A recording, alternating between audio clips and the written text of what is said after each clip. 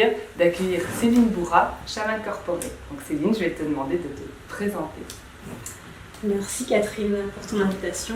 Bonjour à tous, ravie d'être là. Donc effectivement, tu as bien dit, Shaman Corporate, c'est comme ça que je me définis aujourd'hui. Je suis entrepreneur depuis 2010, donc depuis bientôt 10 ans. J'ai créé ma société qui s'appelle La Terre, le Ciel et nous, qui se nommait précédemment Le Luxe d'être soi.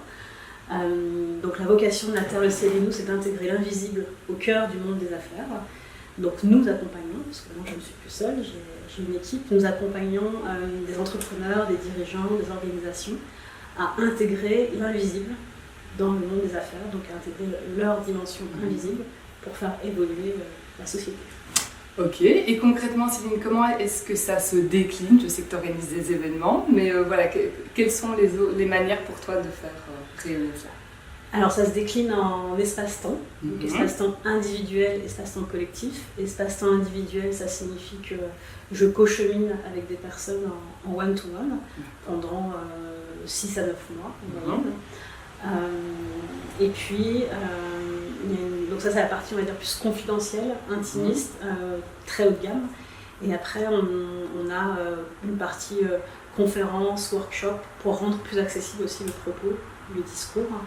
Et pour permettre, voilà, sur une durée plus courte, de donner des clés, des bases, des grilles de lecture sur concrètement c'est quoi l'invisible et comment ça peut se manifester dans le business. Ok, si je ne me trompe pas, tu viens de faire une conférence à Lausanne, je pense que tu as d'autres destinations prévues, donc il y a aussi la dimension internationale, je pense, qui s'invite pour toi depuis quelques temps. Tout à fait. Et ça, c'est grâce à ma conférence TEDx, donc, que j'ai faite il y a presque 2 ans maintenant, décembre 2017, qui m'a ouvert énormément de portes, mais pas forcément des portes tout de suite. C'est qu'il y a eu un grand mouvement qui s'est mis en place, j'ai dû évoluer, j'ai dû lutter en tant qu'entrepreneur, en tant qu'entreprise, pour pouvoir mettre en place des nouvelles bases de transmission. Et du coup, effectivement, là maintenant, du fait aussi que je suis depuis récemment sur Paris, voilà, ça permet d'ouvrir à plus vaste. Effectivement, il y a Lausanne, il y a Montréal qui arrive. Et oui, l'idée c'est vraiment d'aller diffuser le plus large possible. Ouais. Super, est-ce que tu pourrais nous expliquer justement comment l'amour se décline pour toi dans ton business? Quelle forme ça prend? Comment ça se passe? Alors pour moi, l'amour est très lié à la création, avec un grand C. Et on en parlait tout à l'heure. Dans ma façon d'entreprendre, dans ma façon de gérer mon business de façon générale, je ne fais pas les choses dans une perspective de vendre ou de me faire connaître ou d'avoir du succès ou de la notoriété. Ça peut être des conséquences, et tant mieux si ça en est. Mais moi, ma base première, c'est de créer. C'est au-delà d'être créative, je suis une créatrice. Mais ça veut dire que tu te définis plutôt comme une créatrice que comme une femme d'affaires ou une... Enfin, je ne sais pas si c'est le mot que tu utiliserais. Mais... J'ai appris à rentrer dans cette peau de femme d'affaires et j'assume de l'être aujourd'hui. Et oui, j'ai appris à faire du business et j'ai évolué grâce à ça. Mais ça reste toujours une conséquence pour moi. C'est pas le but premier, c'est que je suis une créatrice, je suis une artiste, mais à l'intérieur d'une chef d'entreprise. Donc je connais aussi la réalité pragmatique de ce que ça signifie de faire tourner une boîte, de la rendre rentable, pérenne. Mais l'impulsion première, c'est la création, et la création, ça peut prendre plein de formes. On parlait tout à l'heure du marketing. Tout à fait. The art of making. Pour moi, c'est vraiment ça, c'est que on me dit souvent, oui, mais pour toi, le business, c'est facile, les clients viennent facilement. Mais moi, je suis jamais restée sur mon canapé à attendre que les gens viennent me chercher. Ouais. J'ai toujours créé du contenu. J'ai créé un blog qui a été vraiment une référence pendant 8 ans. J'ai créé des livres. Au-delà des écrire, j'ai créé. Qu'est-ce que tu mets comme différence quand tu dis au-delà des écrits, je les ai créés? Ça veut dire quoi pour toi concrètement? Ça veut dire qu'ils sont sortis d'un espace en moi qui n'était pas ma tête. C'est très clair. Ils sont sortis de mon ventre. Donc, tout comme on crée un enfant, on crée un livre, ça sort du ventre, ça sort des tripes. J'ai créé un livre, donc c'était pas juste d'écriture, donc c'était une co-écriture. 2 livres en co-création, co-écriture, avec une ambiance musicale, avec une ambiance visuelle, avec tout un univers. Une ambiance musicale, tu veux dire en fait que c'est vraiment... Il y a un disque qui accompagne, non, qu'est-ce que tu veux dire par une ambiance musicale? Il y a une playlist dans chacun des livres. Donc voilà, j'ai co-créé 2 livres, j'ai réalisé, produit, monté un film sur l'âme des entrepreneurs. j'ai créé une conférence TEDx, mais pour moi c'était bien au-delà d'une conférence, c'était une performance artistique à part entière. Je pense que d'ailleurs tu t'es beaucoup préparée, enfin, je pense que tu en parlais, ou en tout cas j'ai lu des choses là-dessus, comme quoi tu t'étais énormément préparée pour cette conférence. Oh oui, parce que pour moi c'était au-delà d'une conférence, j'avais 18 minutes pour dire au monde qui j'étais, pourquoi j'étais là et pourquoi ça avait du sens pour moi. Et je voulais que ce soit le plus dépouillé possible, que ça aille le plus au cœur de qui je suis, donc que ça touche le plus au cœur possible. Et effectivement, j'ai été dans un processus de création d'une artiste qui monte sur scène, et non pas d'une entrepreneur qui invente son business. Ou qui en fait un outil marketing, comme on parlait juste avant. Tout à fait, the art of making, ça, ouais. Ça en plus les retombées sont extraordinaires pour les conférences, encore aujourd'hui. J'en ai tous les jours, que ce soit des retombées business ou des retombées juste de reconnaissance, de remerciements. Moi, ça m'a ouvert des portes énormes. Tu peux donner un exemple? Des portes de moi à moi, déjà. Ça m'a permis de me libérer de mon histoire, qui est lourde. Ça m'a permis de poser des choses. En fait, à partir du moment où on pose des choses et on les met à distance émotionnelle, on les redistribue quelque part au monde, et c'est une charge en moins, énergétique, une charge mentale en moins. Et c'est ok, je me suis délestée de ça, donc maintenant je peux avancer vers le futur. Ok, donc si j'entends bien, toi tu lis intimement l'amour dans ton business à la création. Oui. Est-ce qu'il y a d'autres aspects pour toi où l'amour se décline, prend forme dans ton business? Oui, alors pour moi il y a un triptyque entre l'amour, la création et le futur. Ok. Voilà. D'où donc la terre, le ciel et nous, c'est une maison de création du futur. Et ça c'est un point très important, c'est que le futur n'est pas, en tout cas dans ma conception, le futur n'est pas quelque chose que on prévoit, qu'on anticipe, qu'on calcule, qu'on stratégise. C'est quelque chose qui est déjà en nous, dans notre ADN, dans nos cellules, et il y a besoin de le laisser émerger. Donc pour le laisser émerger, c'est d'aller chercher l'information au cœur de notre être, sur qui on est, qu'est-ce qu'on a apporté à ce monde. Donc moi c'est comme ça que je fonctionne depuis 10 ans maintenant. Et l'amour c'est le futur c'est l'amour, le business c'est un moyen d'eux. Enfin, pour moi c'est une équation qui va ensemble. Tout se tient pour toi en fait. Oui, parce que je le vis en fait, je l'expérimente. Je vois bien que c'est entre aujourd'hui, hier, il y a 5 ans, il y a 10 ans, je vois bien que mon évolution elle est passée par un processus intérieur. Et non pas de me dire je décide d'être là à tel moment, à telle date, et il va se passer ça. Parce que la vie elle est toujours beaucoup plus surprenante que ce qu'on a prévu ou imaginé. C'est une forme aussi de, je sais pas si ça va te parler, mais suivre le flow ou quelque chose de cet ordre-là? Suivre le flux. Le flux. Ouais, où est-ce que tu mets la différence? Alors le flow est quelque chose de tranquille et de smooth, qui n'est pas forcément le cas du flux. Parce que tu peux nous expliquer la différence? Dans ma perception, effectivement, j'ai des états de flow fréquents et des états de grâce.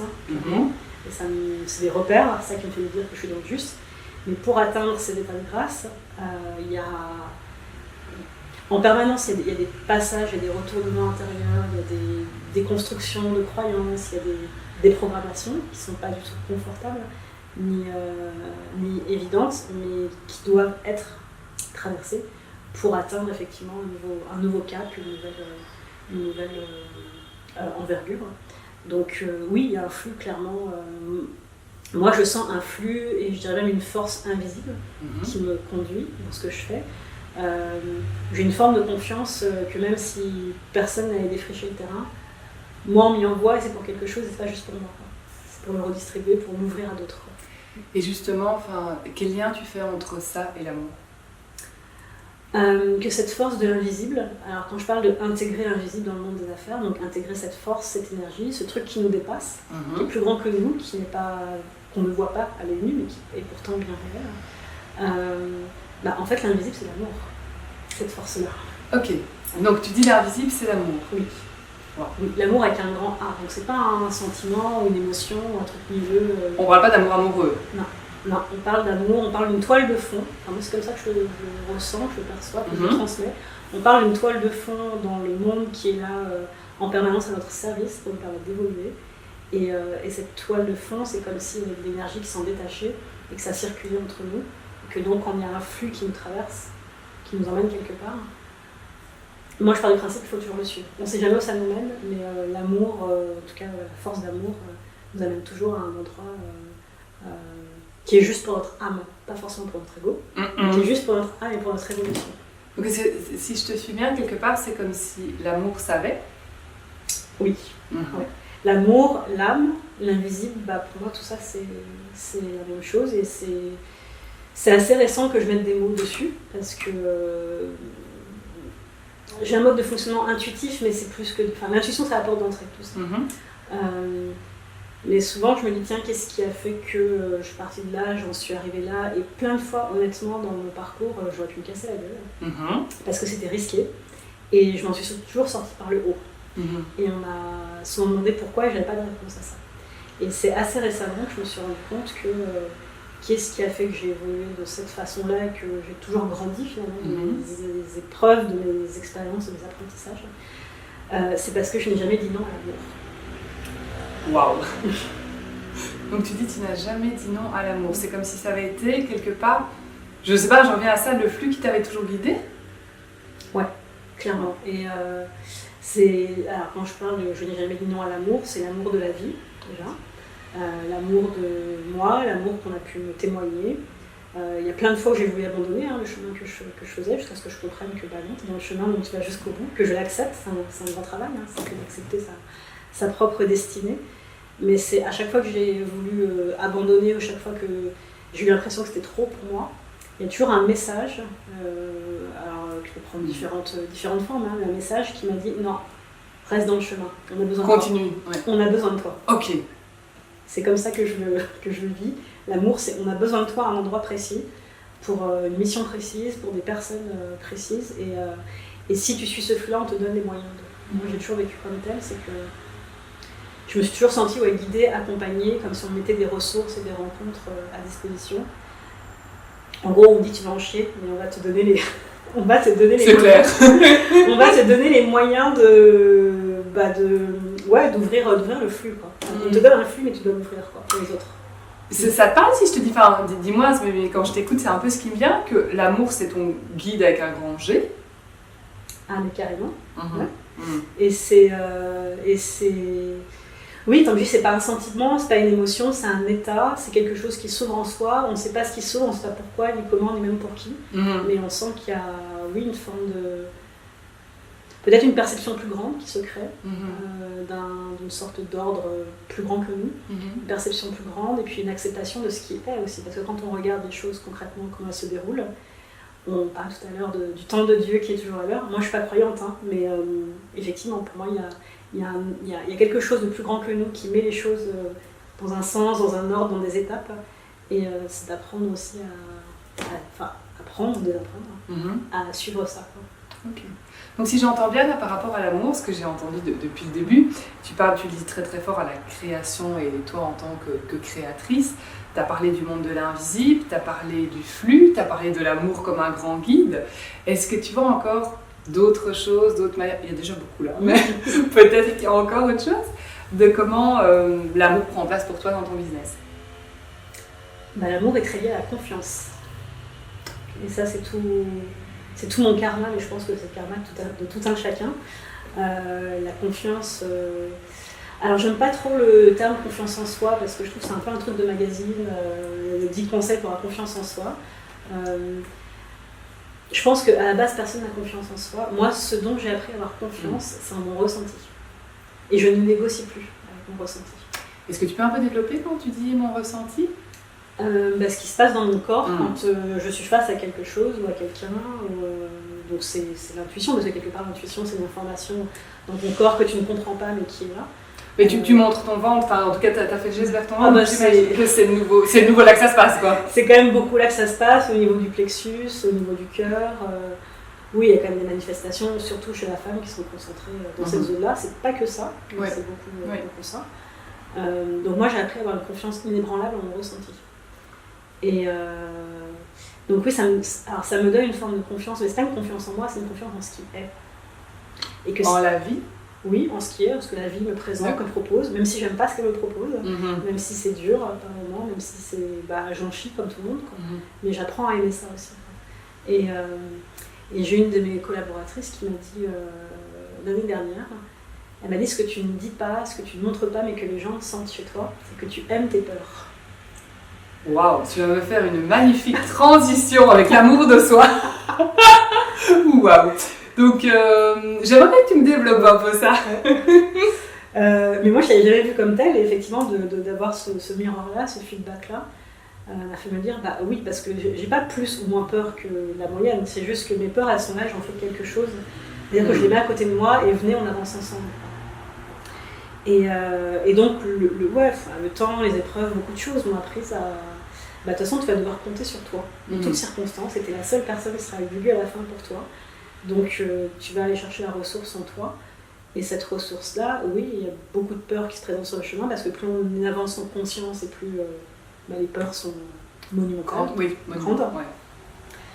Donc, j'ai appris à voyager avec elle. Et donc, effectivement, comme elle me l'a très justement envoyé, à les aimer. Et donc, oui, elle me dit, mais c'est... donc tu ne dis pas, tu ne montres pas, mais on sent que c'est... Oui, il y a cette forme d'amour avec même ce qui peut t'arriver de plus difficile, et du coup, les gens te font confiance par rapport à ça. Donc dans la confiance, oui, il y a la confiance donc, en la vie, en ressenti, en ce qui est, et la confiance des autres.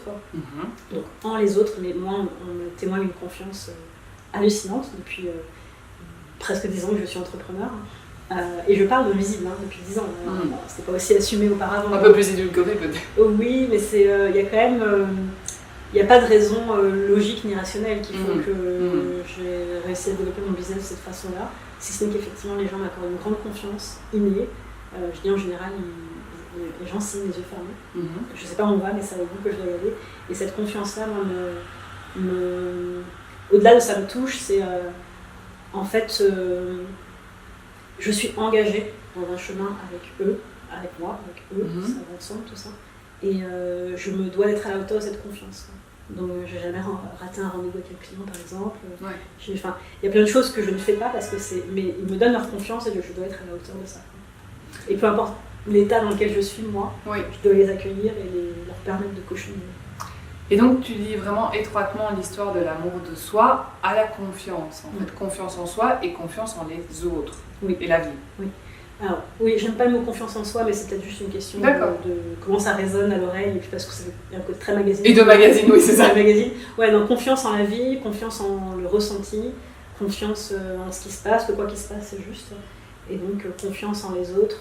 On me témoigne de la confiance, donc je dois être à la hauteur de ça. Et alors, il y avait aussi, j'aimerais bien revenir un petit peu en arrière sur ce que tu disais par rapport à aimer ses peurs. Est-ce que pour toi, ça serait comme... je sais pas moi, une clé, c'est pas tellement le mot qui me viendrait, mais, enfin, que je préfère, mais est-ce que ça serait une clé de l'amour de soi de pouvoir aimer ses peurs? C'est peut-être même la clé. Parce que dans les personnes avec lesquelles j'avance, que ce soit des clients ou mon entourage ou des gens dans ma sphère, il y a quand même toujours ce truc de le jour où j'aurai plus peur. Mais ça, c'est une illusion. Ça n'existe pas. Et donc, puisque ce jour n'arrivera pas, qu'est-ce que tu choisis de faire avec ta peur? Donc c'est l'aimer. Mais c'est comme tout. Et souvent des situations auxquelles je suis confrontée qui sont très confrontantes, où je me dis toujours, mais qu'est-ce que l'amour avec un grand A ferait dans cette situation? Oh, c'est une magnifique question. Qu'est-ce que l'amour avec un grand A ferait dans cette situation? Et donc c'est vraiment une manière aussi de... Enfin, on revient à cette histoire de l'amour est un guide en fait. Oui, et c'est pas qu'est-ce que je ferais dans cette situation, parce que moi je me connais, beaucoup de situations, je partirais en claquant la porte. C'est clair. Mais il y a un dicton qui dit, j'aime beaucoup en anglais, you repeat what you don't repair. Tu répètes ce que tu n'as pas réparé. Donc moi j'ai appris qu'à chaque fois que je claquais la porte, ça me revenait d'une autre façon, déguisée sous une autre situation, une autre personne. Donc autant l'aimer, autant l'apprivoiser en gros. Autant la traverser. Ok. C'est ça, pour moi, il y a une notion de traversée. Ok, j'aime pas ce qui se présente, mais je vais quand même parce que j'ai pas le choix. Mon âme ne me laisse pas le choix. Ok.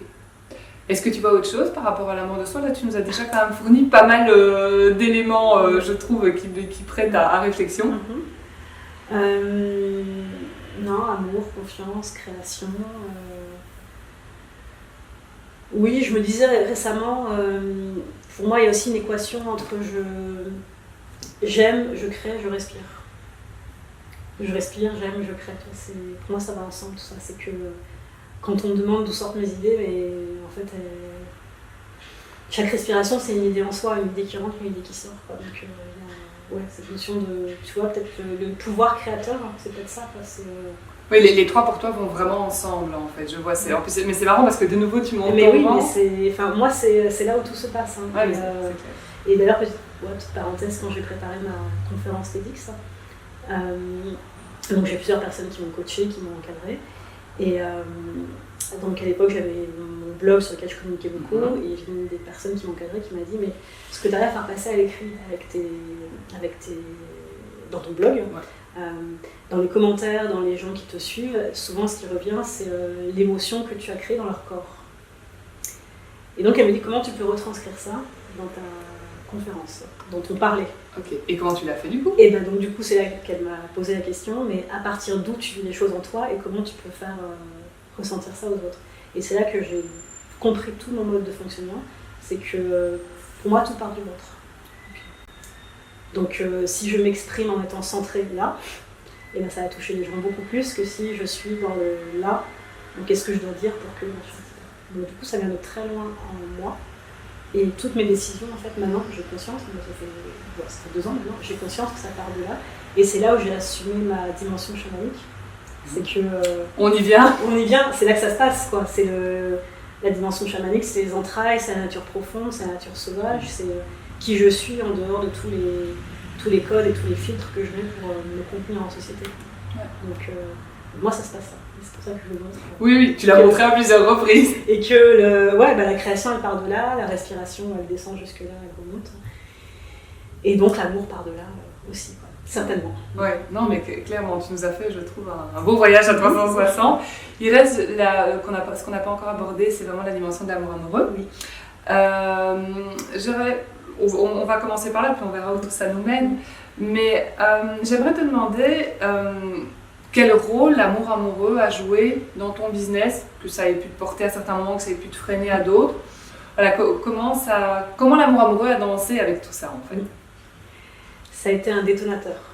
Et j'utilise le mot. Hein. Carrément. Des détonateurs.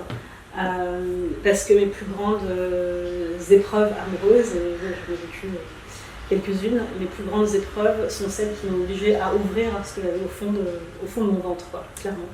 On y revient, celui-là. On y revient, et c'est... je dis souvent, l'amour n'est pas l'affect. L'amour avec un grand A n'est pas l'affect, dans le sens que c'est pas quelque chose de débordant émotionnellement.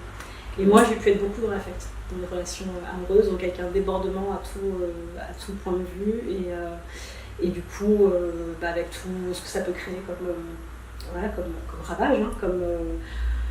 c'est trop à vivre, quoi. Donc ça a été des détonateurs, et en même temps c'est ce qui m'a fait le plus grandir, quoi.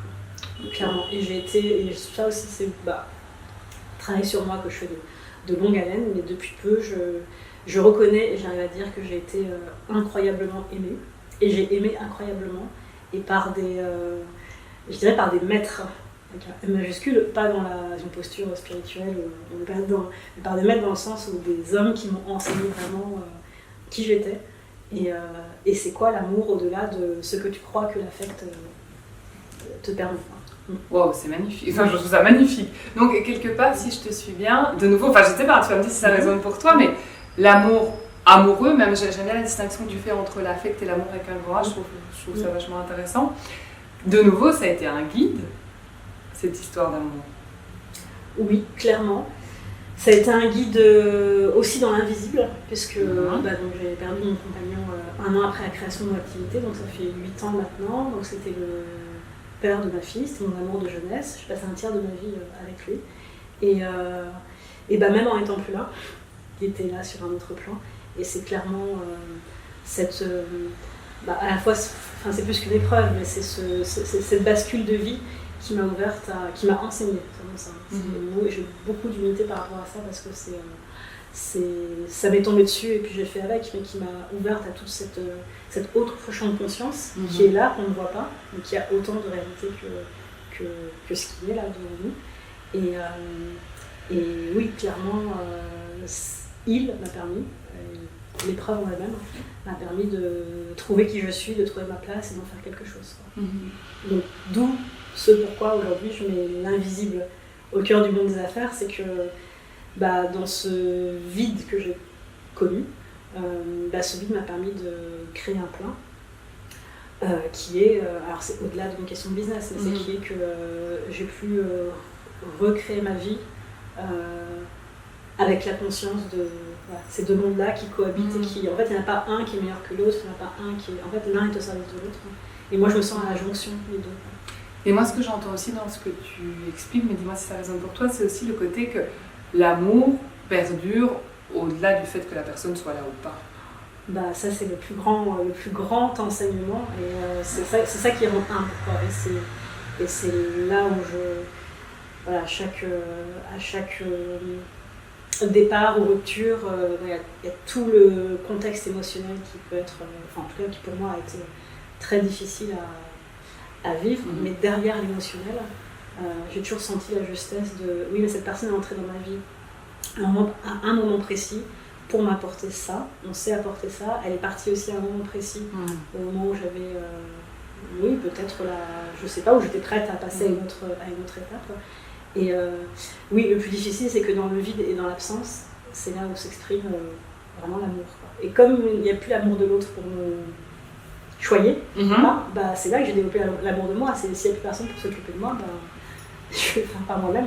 Exactement, pardon. Et je vais apprendre à aimer ce que j'attendais que l'autre aime de moi. Oui, exactement, c'est l'amour de soi à soi en fait. Et oui, comme tu disais, l'amour de soi, clairement. Ouais, mais c'est un peu comme le lâcher prise. On ne décide pas un jour de s'aimer ou de lâcher prise. On ne se lève pas le matin en se disant tiens, je vais m'aimer aujourd'hui. Aujourd'hui, je m'aime. C'est la vie qui te percute et qui te dit là, il n'y a pas assez d'amour en toi et on va venir t'appuyer. Le mec là en face, il va venir t'appuyer exactement là où il y a un vide et là où c'est toi qui dois te l'amener, c'est pas lui. Et c'est ça, et pareil, le lâcher prise, c'est des situations où la vie, elle va te travailler jusqu'à temps que tu lâches quelque chose et qui n'est pas lâcher, c'est pas tomber, c'est s'ouvrir à... Oui, je me souviens du geste. Oui. C'est pas ça, quoi, c'est accueillir ce qu'il y a, quoi. Clairement. Oui. On parlait, tu sais, tout à l'heure, tu parlais notamment de différentes facettes de l'amour. Tu sais, parfois que tu peux imaginer que c'est de l'amour amoureux et puis que ça n'en est pas. Est-ce que tu pourrais un peu développer ça par rapport à la discussion qu'on a eue tout à l'heure? Oui, sur le fait que... rappelle-moi. C'était avant l'interview, le fait que parfois tu peux imaginer qu'une relation soit une relation amoureuse et après tu te rends compte en fait qu'elle prend une toute autre saveur qui est tout aussi intéressante, mais que c'est pas ce que tu avais imaginé au départ. Oui, mais là c'est l'ego aussi qui est raclé, c'est que oui, tu peux avoir des... je pense que derrière tout ça, il y a une notion de projection qui est très forte en fait dans notre conditionnement amoureux, c'est qu'on projette que l'autre soit quelque chose, donc il y a une attente, consciente ou inconsciente, explicite ou implicite. Et plus ou moins fort dépendant des situations, des personnes, et je pense que c'est du travail qu'on a fait sur soi aussi. Ouais, clairement. Et en fait, donc il y a souvent la volonté de mettre une étiquette sur une forme de relation. Et là aussi où moi j'ai beaucoup appris, c'est qu'en fait tout ce qui se passe de plus puissant dans l'amour, c'est tout ce qui est en dehors des étiquettes. C'est une belle leçon de vie, ça. Ouais. Ah ouais, clairement. Et mais c'est des énormes déconditionnements que j'ai vécu, de me dire mais là en fait je suis en train de vivre l'amour, on est en train de me donner de l'amour, je suis en train de recevoir de l'amour et c'est tellement pas ce que j'avais imaginé.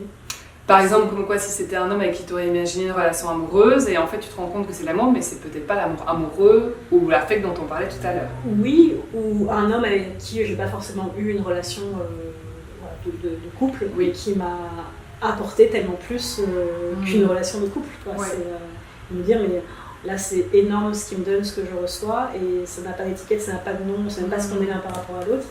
Ça ne s'exprime pas forcément par une vie commune ou par un rapprochement des corps. Enfin, dans ce que j'ai appris, compris, déconstruit, il y a le fait que l'amour arrive toujours par un endroit qu'on n'avait pas imaginé.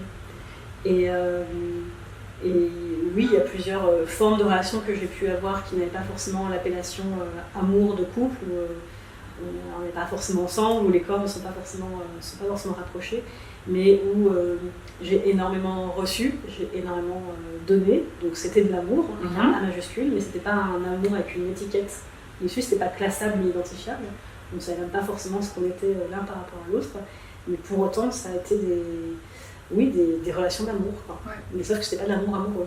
Donc, Oui, et puis peut-être que si ça avait été une relation d'amour amoureux, peut-être que ça t'aurait même apporté moins que ce que ça t'a apporté en n'étant pas certainement, comme tout est juste, c'est que ça devait être ainsi, mais c'est vrai que ça a été des putains de claques souvent de ah ouais, en fait c'est de l'amour que j'ai vécu, alors que on n'était pas ensemble. Ou inversement aussi, quoi. J'ai vécu cette forme d'amour dans une façon d'être ensemble que j'aurais jamais imaginé, quoi. Et je crois que l'amour vient nous chercher toujours là où on ne l'attend pas, et souvent là où on n'a pas envie d'aller aussi.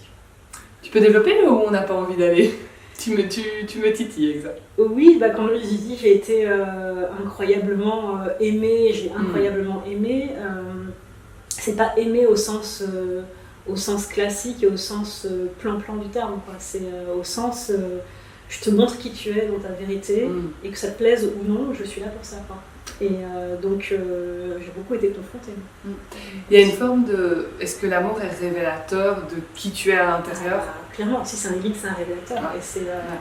Et c'est le coup de projecteur, le truc que tu prends en pleine tête la nuit, là, qui est pas forcément agréable.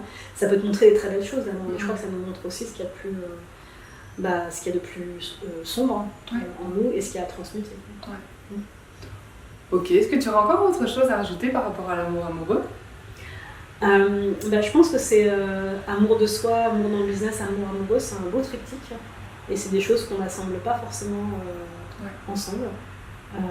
C'est plutôt même des choses qu'on a tendance à séquencer. Et moi, mon chemin, mon évolution, c'est de mettre ce tout dans le tout. Et de faire tomber des masques, des filtres. Je pense que j'aurais pas pu m'exprimer sur ces sujets-là il y a quelques mois, donc quoi, c'est que... Tout est juste. Ouais, tout est possible surtout. Et oui, j'entends beaucoup par rapport à l'amour en général. J'attends l'amour, il me manque l'amour, je n'ai pas l'amour. Faut attendre de personne, en fait. Et je crois que c'est vraiment ça le défi de notre évolution dans la vie, c'est qu'il faut attendre de personne, ça part de soi. Le ventre encore. Ça part de soi et ça part de qui on est, pourquoi on est dans cette vie. Et quand on honore ça, c'est incroyable les personnes qui viennent nous rejoindre sur le chemin, quoi. Et avec plein de formes d'amour différentes. Mais c'est... moi je sens vraiment... je sens l'amour en moi, et je n'ai plus de... Je ressens plus le besoin de le combler par l'extérieur. Donc du coup, ce qui vient de l'extérieur, chacun peut amener une forme d'amour différente, et c'est ok, quoi. Ça amplifie en fait quelque chose qui est déjà là. Ouais, c'est tout à fait. J'aime bien la notion d'amplificateur dont tu parlais juste avant, parce que c'est vrai que moi c'est quelque chose que j'ai souvent remarqué quand je faisais mes accompagnements sur l'amour avec les femmes célibataires. Pas toutes, mais t'en avais certaines qui étaient vraiment très centrées sur le manque, en fait. Le manque d'amour, la personne qu'on ne rencontre pas, l'histoire qui est terminée, et puis la solitude. Donc j'aime bien ce que tu dis par rapport au fait d'être rempli soi dans le ventre quelque part de son propre amour, pour pouvoir aussi après vivre différentes formes d'amour et aussi se laisser porter par ce qui arrive, en fait. Oui, et après c'est vrai que je reconnais que j'ai été quand même confrontée au plus grand manque qui puisse exister dans une vie, et au plus grand vide. Et j'ai traversé, parce que je suis là et puis je parle d'amour dans tous les sens, donc c'est qu'on peut en sortir, on peut le transformer.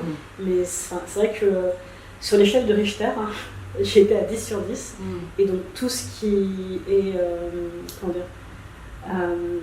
quand on a vécu ça, qu'est-ce qui peut nous arriver de pire ou de plus confrontant? Rien. Donc à partir du moment où je traverse ça et que ça m'aide à vivre mieux, quelque part, moi j'ai compris que la vie m'emmenait dans tous mes manques, dans toutes mes peurs et dans tous mes vides, pour que j'en fasse quelque chose. Donc si le manque qui est en nous et se présente à nous, c'est pas pour que ça remplit de l'extérieur. Ça je l'ai compris, ça a été un apprentissage douloureux, mais c'est comme une boucle qui se représente en permanence de tout ce que tu crois qui te manque, tu vas devoir te l'apporter.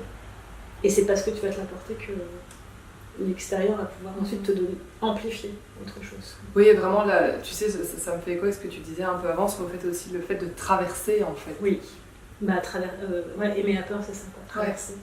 Traverser parce que on n'a pas d'autre choix, et c'est vrai qu'on peut trouver plein de façons de combler le manque et de le mettre de côté, et de ne pas rentrer dedans, mais tant qu'on ne rentre pas dedans, il y a quelqu'un qui va nous y emmener, de toute façon. Et on risque aussi de le remplir avec des choses qui ne sont pas tout à fait justes pour nous et à chercher, là ça rejoint, en fait je trouve qu'on est en train de boucler la boucle par rapport à l'interview, mais et aussi en termes d'amour de soi, aller chercher cet amour de soi à l'extérieur en demandant à quelqu'un de remplir le manque qu'on ressent à l'intérieur de nous en fait. Ouais. Oui, et ça ne fonctionne pas. En tout cas, j'ai pu expérimenter plusieurs fois, ça ne fonctionne pas. Donc, il y a un livre qui s'appelle La prophétie des Andes, qui parle de justement cette recherche de l'amour et que très souvent, inconsciemment, on cherche des relations A. Donc des relations où l'un se repose sur l'autre, où l'un absorbe l'énergie de l'autre pour aller mieux. Et du coup, ces relations, elles ne peuvent que, au bout d'un moment, se casser la gueule. Et que tout le travail sur soi, le travail d'éveil, d'initiation, de connaissance, c'est d'être suffisamment plein en soi pour être dans des relations en H. Alors, c'est peut-être un mythe et une utopie, mais en tout cas, il y a ce côté, je fais mon chemin, et je rencontre quelqu'un qui est sur son chemin aussi, et on peut mettre des choses en commun, mais pas aller chercher l'énergie là où on l'a pas en soi, parce que ça, à un moment donné, ça crée un déséquilibre. Mais ton histoire de H, ça me fait penser, je ne sais pas si tu connais l'équation 1 + 1 = 3, donc toi, ton amoureux, la personne avec qui tu chemines, et la relation qui est le numéro 3 en fait, donc ça me donnait vraiment cette image avec le H que tu évoquais là, juste à l'instant. Oui, et c'est ce que j'évoquais avec mes clients, 1 + 1 = 3. C'est de deux chemins communs, on crée un espace entre nous, et de ça naît des choses pour le client, et naît des choses pour moi aussi. C'est peut-être ça d'ailleurs cet espace, on parlait de vie de créateur tout à l'heure, la création de la matrice du ventre, c'est ça quoi, cet espace où à partir de là tout devient possible quoi, parce qu'on a mis nos deux entités en commun. Oui tout à fait, c'est marrant, là je trouve que tu nous tu nous boucles bien la boucle. Pour arriver vers la fin de cette interview, Céline, est-ce que tu aurais encore quelque chose à rajouter par rapport à l'amour, quelque chose que tu aurais envie de partager, que tu n'as pas eu l'occasion? J'ai déjà partagé beaucoup et je te remercie énormément. Moi j'adore ce sujet, moi j'adore l'amour, mais l'amour au sens large du terme. Je dirais que l'amour m'a sauvé la vie, quoi. Tout ce que j'ai vécu et traversé. Donc moi je me réjouis toujours des couples qui se forment, des enfants qui naissent, des entreprises qui se créent, toute forme de création par l'amour. Je suis j'adore ça, quoi. J'adore ça et c'est l'amour sauve la vie. Clairement, mais il faut le prendre au bon endroit. L'amour sauve la vie, c'est magnifique. Qu'est-ce que tu dirais, Céline, comme mot de la fin? Je pose toujours la même dernière question, qui serait, pour terminer cette interview, quel serait ton mot de la fin? Ce qui me vient, c'est ce que j'ai dit dans la conférence TEDx. Qu'est-ce que vous voudriez dire au monde le jour où vous ne serez plus là? Qu'est-ce que vous voulez voir écrit sur votre épitaphe? Et moi, c'est vraiment cette phrase-là qui me guide depuis, ça fait des années maintenant que je l'ai en tête. Donc elle a vécu, elle a aimé, elle a transmis. 3 points de suspension, donc maintenant elle peut partir tranquille. Magnifique. Et moi j'aime aussi beaucoup, terminer par un mot de la fin. Alors avec toi j'en ai 2 qui me viennent. C'est vraiment le mot ventre, parce qu'il nous a quand même accompagnés pendant toute l'interview, et le mot guide en fait. Ça serait vraiment pour moi les 2 mots, qui auront guidé cet entretien justement. Donc je voulais en tout cas te remercier Céline pour ce partage, je dirais, de cœur à cœur et empreint de beaucoup de sincérité, donc merci à toi. Merci pour ce partage d'âme à âme, en espérant que ça ait pu résonner et inspirer les personnes qui nous écoutent.